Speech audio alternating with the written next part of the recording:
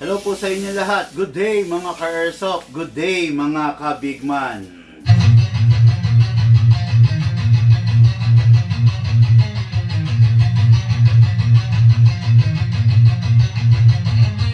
Magsatabi sa daan, huwag kang babangga. Papasok si Bigman, may dala na banda. Minsan siniraan, pero di pinansin. Toxic vibes, bro, di yan sa amin. Nagka-problema, bumangon pa rin. Laban lang kahit ilang saglit. Dito sa Bigman, solid ang galawan.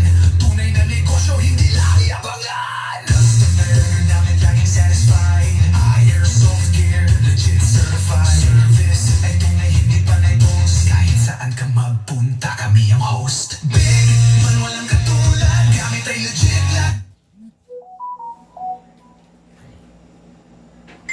Yung top airsoft provider. Big man, walang katulad. Gamit ay legit. Laging pagkaman, binitin siya. Laging may bago, laging legit. Big man rules, wag kang bitter, kid. Big man, walang katulad. Gamit ay legit. Laging panalo pagsukat. Sniper o pistol, lahat ay fire. Kami yung top airsoft provider. Kalat ang inggit, pero hindi sila makalapit. Try to copy, pero fail ang gamit. Boom, boom, pow, pag nagpaputok, parang Pit Viper. Di ka malipat yan, dog, kasi sila makalapit. Try to copy, pero fail ang gamit. Boom, boom, pow, pag nagpaputok, parang Pit Viper. Di kami patok-tok. Customer happy, service tight. Walang scammer, we do it right. Lift your game up, don't be a joke. Big man blazing, lahat ay woke. Big man, walang katulad. Laging on point, parang sa baril ang lakad. Rush fire, deals tighter. Big man, airsoft sniper. Sa presyong tama, sa gamit na solid. Panalo ka palagi, di ka magiging biktima, kid. Big man ang pangalan, tandaan mo palagi. Sa airsoft game, kami ang hari.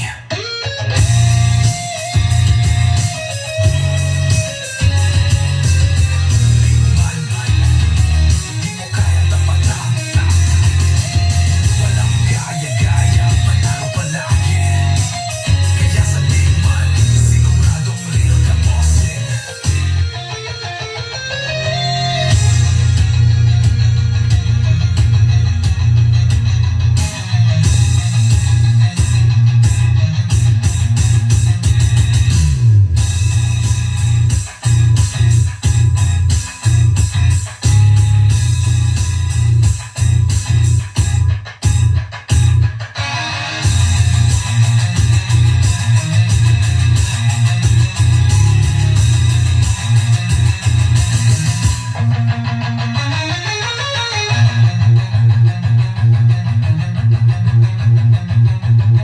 Big Man, mukha yang tapatan.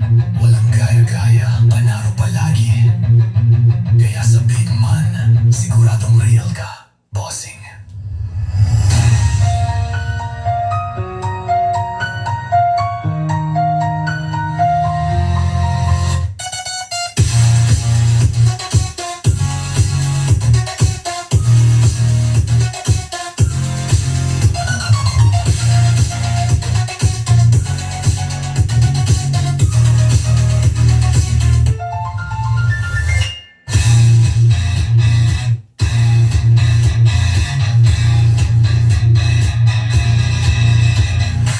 Hello po sa inyo lahat. Good day mga ka-airsoft. Good day sa aking mga kabigman. Hello po sa inyo lahat.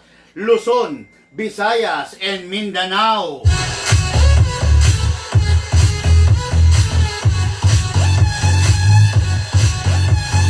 Hello po sa inyo lahat. Shoutout, good day and good afternoon. Elmer Bautista of Rosales, Pangasinan.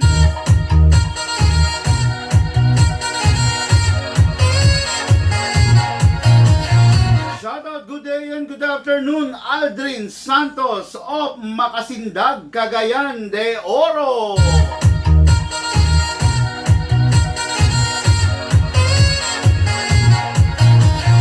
Shoutout, good day and good afternoon, Ranillo Hernandez of Sambagdos, Cebu City.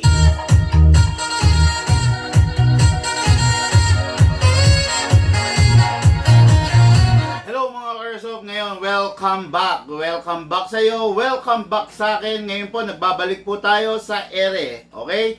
Review and unbox ng unit ng ating mga bossing.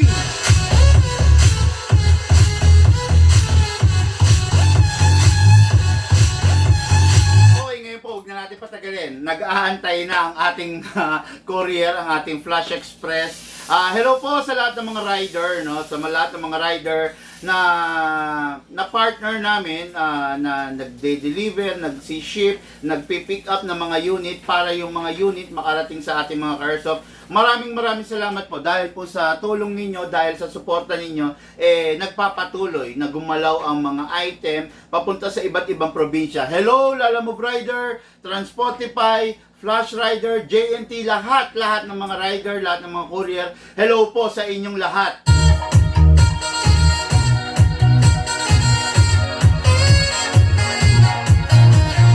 Okay, unit number 1. Unit natin Airsoft, Elmer Bautista of Rosales, Pangasinan. Mga Airsoft, the 2011 T-Rex Saikapa. Okay? What is good and special about the T-Rex is guwapo. Siyempre, may kalakasan kasi nga 2011 siya.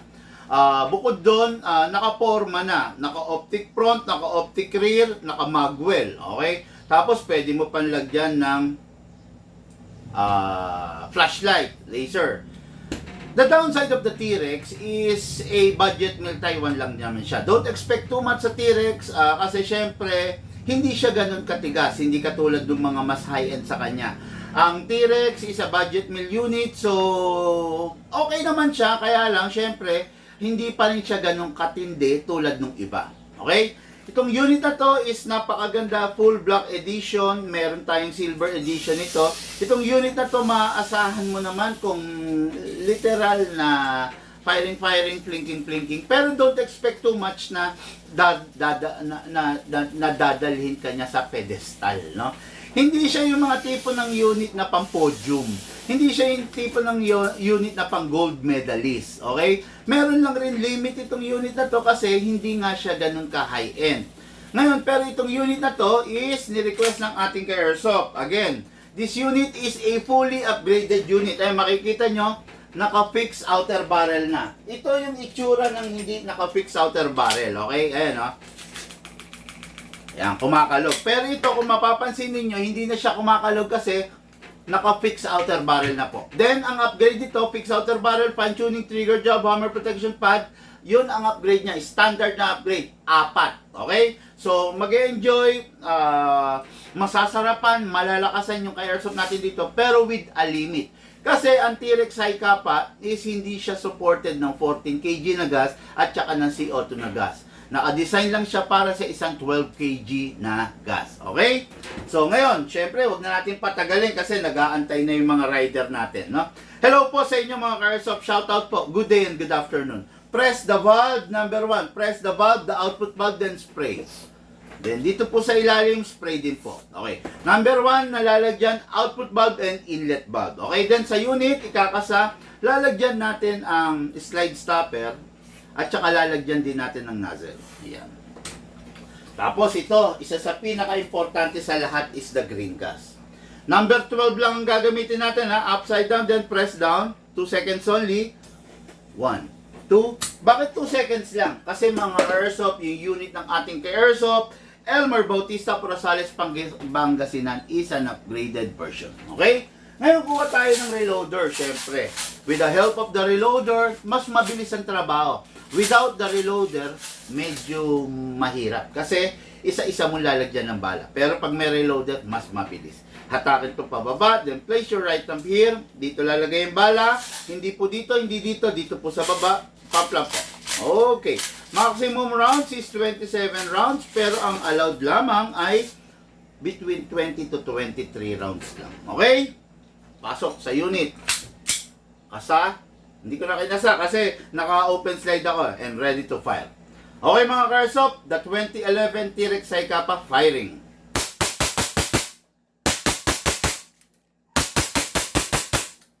Open slide kasi wala na siyang bala. Next thing to do, release the magazine. Siyempre, release the slide. Then rest the hammer by pressing the trigger. Unit po ng ating Airsoft. Elmer Bautista, Rosales, Pangasinan. Ready for packing and ready for shipping.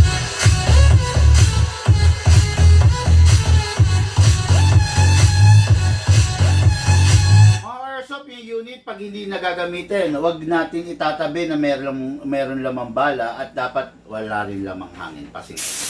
Okay. Ito pong unit na to, napakaganda, napakalupit. Unit ng ating ka-airsoft, Elmer Bautista. Okay? Next unit natin. Next unit is the licensed version of the Glock 17. Merong kasing unlicensed version. Pero this one is a licensed version. Makikita nyo, merong hologram na authenticity sticker. Okay? Yan ang isang patunay na license siya. Okay? Tapos, makikita nyo yung unit na to. Kung mapapansin nyo to mga ka-airsoft, no? Pakita ko yung yung difference. Look, lapit mo nga. Ito lang ang pakita mo ibabaw. I-focus mo rito sa ibabaw. Sa ibabaw lang okay. Hindi, yung tatak. Yan, yung tatak. Yung tatak na Glock. Sa harap. Yan. Okay, yan. Makikita nyo ayan. Kung makikita nyo, meron tatak na Glock yan. Okay? Yung tatak niya na Glock is a license. Meron kasing unit na meron tatak na Glock pero unlicensed. No, unlicensed yun yung illegal version. When I say illegal version, actually hinahunt down na sila, no? Paano ba to? Sinisigurado ng Glock na lahat ng lalabas na Glock sa Pilipinas ay yung licensed version. Okay? Kaya yung may mga unlicensed version dyan, yung mga illegal version, yung mga China, soon dahan-dahan mawawala na sa sirkulasyon, no? Kaya kung ikaw bumili ka ng Glock tapos nagtipid ka, pumunta ka dun sa unlicensed version, yung illegal version, soon mawawala na sa sirkulasyon yan. Dapat ang binili mo is the legal version, yung metatak na Glock. Okay? Ano ba yung difference ng China version into a high-end version like this? Okay? Ang Glock is capable only of 12 kg. Yan to. Kung ang unit mo is ENC, double bell, WE, pang dito ka lang. Pero, itong high-end version ng Glock na to is compatible siya sa 12, sa 14, at saka sa CO2. Yung CO2, ginagamit to normally sa mga airgun. The 14 kg ginagamit sa mga rifle. Ang standard lang is the 12 kg. Pag high-end ang gamit mo, lahat ng gas na to pwede sa'yo. Pero kung budget meal lang ang gamit mo, yung mga China version lang, pan 12 kg ka lang. Okay? So, ayan. Diniscuss ko lang mga ka-airsoft. Hindi para saktan or basagin yung trip ng iba. Wala tayong intention na gano'n. Ang intention lang natin ay sabihin yung totoo sa vlog. Okay? Press the valve, then spray. Then dito rin sa ilalim, spray. Okay. Again high-end version po ng Glock to, kaya pwede sa lahat ng klase ng gas. Spray po tayo sa ibabaw. Kasa, ilock manually, spray rin po tayo doon sa nozzle sa loob. Okay. After that, release, then rest. Balik natin, lagyan natin pala ng gas. 2 seconds only mga ka-airsoft dahil upgraded yung unit. 1, 2. Okay, 2 seconds lang Tapos balik na natin yung base pad. Base pad is the first line of defense ng ating magazine. Kaya hindi pwedeng pabayaan natin siya na hindi nakalagay. Soon, kung sakaling malaglag yung magazine mo, mababasag. Okay? Ngayon, meron ng silicone oil, meron na rin gas, maglagay na tayo ng bala. Hatakin ko pababa, then place your right thumb here. Dito po ilalagay yung bala. Pump lang po tayo. Okay? After that, ganito po, proper orientation ng bala. Huwag na lang sasagarin. Lagyan ng play yung sa spring para huwag pong how do you call this? Masira yung spring. Okay, pasok sa unit. Kasa. Ready to fire.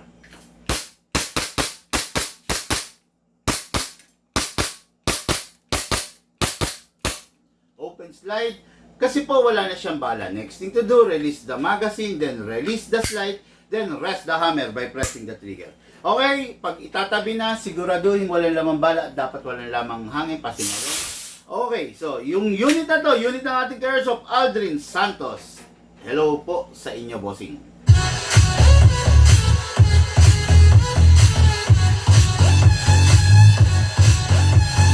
Okay, next unit and for our main event, sabi, Datuwin REDM.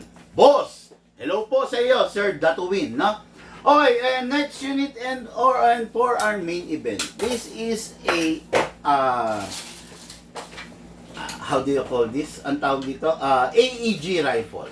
What is good and special about this? Micro CQB siya. Merong CQB version ito. Look, pasuyo, yung CQB version.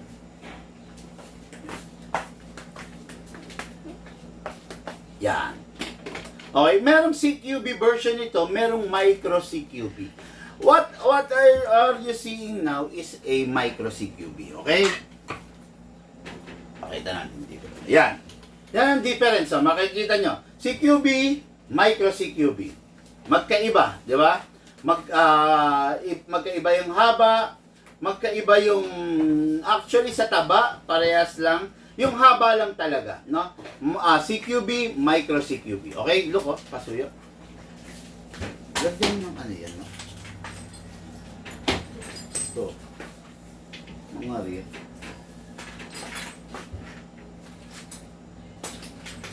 Ayan na. Okay. Okay. What is good and special about this? Napakadali nitong i-maneuver. Kung mapapansin nyo. No? Kasi micro CQB siya eh. Although meron siyang weight, kaya lang dahil sa iksi niyan, ang dali mo siyang i-maneuver. Hindi ka mahihirapan bagkos walang stress. Ganun talaga mga micro CQB. Pero yung syempre yung mga mas mahaba, mas ano sila, mas stressful. Pero nababagay kasi sila dun sa mga malalaking site. Malalaking game site, di ba? Pero kung halimbawa maglalaro ka sa mga maliitang game site lang, hindi mo kailangan magmalaki kasi mahihirapan ka, especially kung pumapasok kayo sa mga pinto-pintuan, di ba? Halimbawa, ang game site niya is abandoned school, abandoned hospital, yan.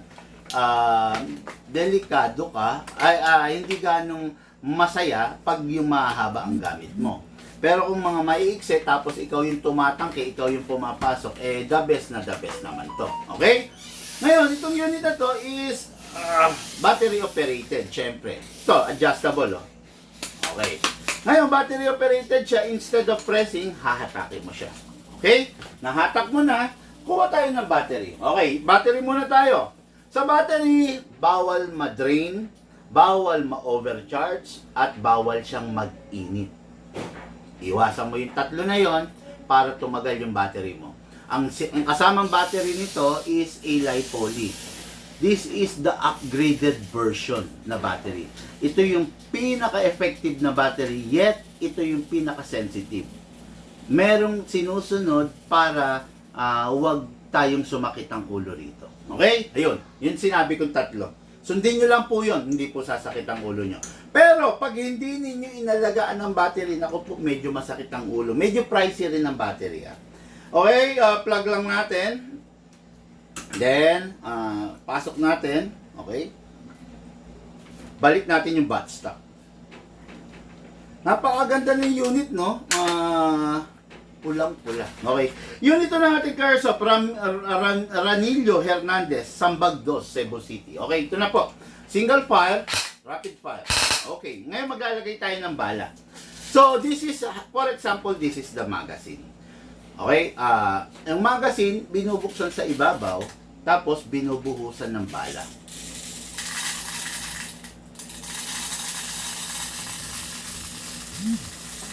Okay. Ang isang puno nito is 300 rounds. Yung isang full charge ng battery natin is equivalent to 10 magazine. Okay? 10 magazine. Marami-rami. Okay? Ngayon, pag nabulagyan mo na ng bala, puno na, isara mo to, merong gear sa ilalim, kinakamot. Merong dalawang klase ng winding. Kamot, tawag, winding, no? Merong full winding, merong standard winding. Okay? Standard winding, every 30 to 40 rounds, kakamot ka. Yung full winding, buong 300 rounds, hindi ka nakakamot. Okay? Kaya lang, medyo risky yon sa magazine kasi pwedeng masira yung spring kung sakaling tapos ka na hindi mo pa siya pinakawalan. Kasi pigang-piga yung spring. Tulad ng ginagawa ko, ang daming kamot. Ayun, okay. Yun. Hanggang marinig mo yun, yung last clicking sound, yun na yung indication na pwede na. Okay? Pasok sa unit. Make sure you heard the clicking sound. Firing po tayo mga ka-airsoft. Firing, single fire. Oops. May pumara.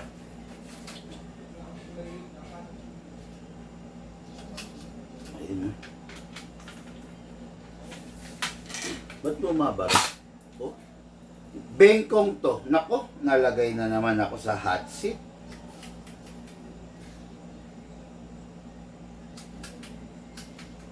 Nalagyan ng hindi siya lalaglag eh. Hindi siya lalaglag. So, no choice ako kundi buksan siya sandali. Oo.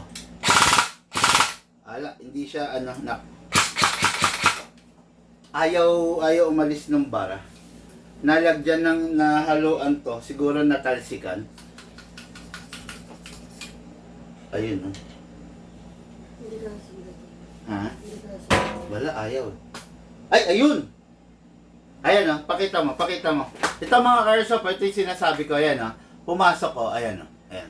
Nahaluan siguro yung magazine namin. Tabi. Ayan, nakita nyo yan? Kaya ingatan ninyo, hindi kayo pwedeng gumamit ng reuse na bibis, no? Okay, tabi. Okay, firing agad tayo. Swerte lang natin kasi kundi magbubukas ako ng unit. Rapid fire. Single fire. Rapid fire. Grabe, napakasarap ng unit, no? Napakaganda, napakatikas. Ito po yung unit natin, ka-airsoft. Ranillo Hernandez.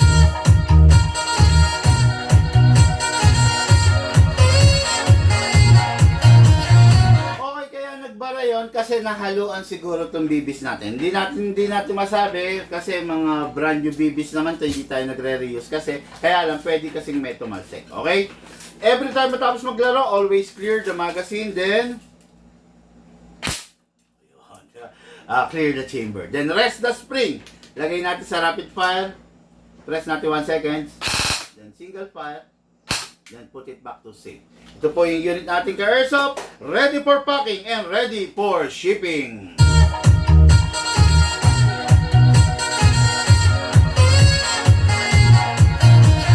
Okay mga ka-airsoft, lahat po tayo nagmula sa iba't ibang larangan. Pinagbuklod, pinag-isa ng iisang libangan. Yun po ang paglalaro ng airsoft. Patid sa inyo ng inyong likod. Sandali, big man. Sadbini, the twin, staccato at T-Rex comparison lang para makapili kami, then I order. Regarding staccato and T-Rex, depende sa brand ng staccato mo, no? Depende sa klase ng staccato mo at saka depende sa model ng staccato mo. Okay? Kung gusto mo ng magandang paliwanag, tawag ka sa akin para papaliwanag ko sa iyo on the spot, no? Magkakaiba kasi yan. Tandaan mo, merong tinatawag na semi-upgrade, merong upgraded, merong full upgrade, at merong premium upgrade. Magkakaiba po yan, no? Iba yung staccato namin sa staccato ng iba, iba yung T-Rex namin sa T-Rex ng iba. Okay? Ito, para lang mabilisan sa'yo, para lang mabilisan sa isip mo, T-Rex namin, hindi kumakalog. Okay? Dahil yung T-Rex namin, naka-fixed barrel.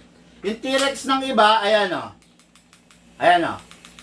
Okay, kumakalog. Kasi yung T-Rex ng iba, hindi naka-fixed barrel. Yung amin, naka-upgrade, fixed outer barrel. Ito, hindi. Ito yung T-Rex na mabibili mo sa iba. Ito yung T-Rex na mabibili mo sa amin. Okay? Ayan, magkaiba yan, no? Ngayon, kung comparison T-Rex and staccato, lalamunin ng buo ni staccato si T-Rex. Walang kakwenta-kwenta si T-Rex kung ikukumpara mo kay staccato. Okay?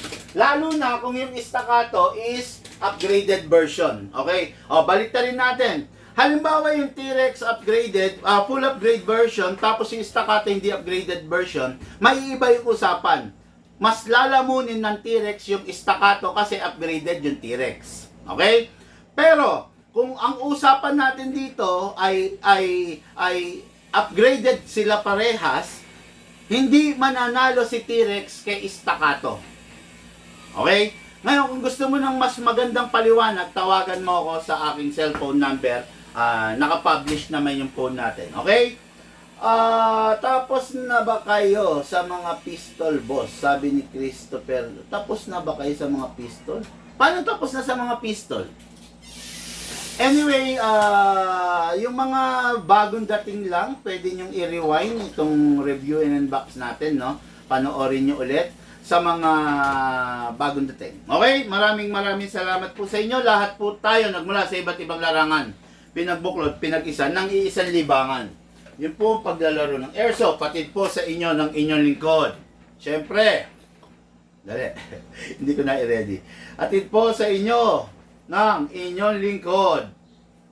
Big man, walang katulad. Gamit ay legit, laging panalo pag sukat. Sniper o pistol, lahat ay fire. Kami ang top airsoft provider. Big man, walang katulad. Gamit ay legit, laging pagaman bigating siya. Laging may bago, laging legit. Big man rules, wag kang bitter kid. Big man, walang katulad. Gamit ay legit, laging panalo pag sukat. Sniper o pistol, lahat ay fire. Kami ang top airsoft provider. Thank you po sa inyo. Have a blessed day sa lahat.